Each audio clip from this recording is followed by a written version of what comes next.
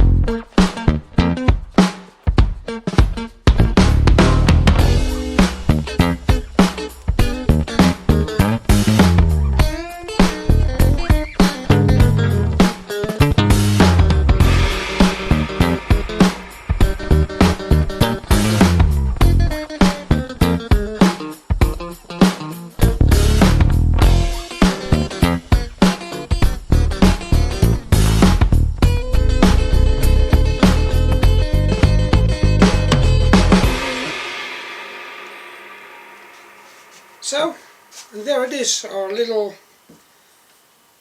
hammock for a cat. Huh.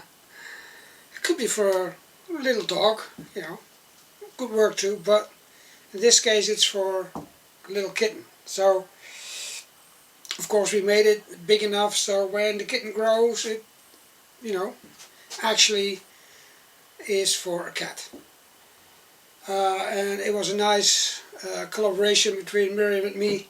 I mean, she made this hammock and painted the bright colors, the blue and yellow and red on it.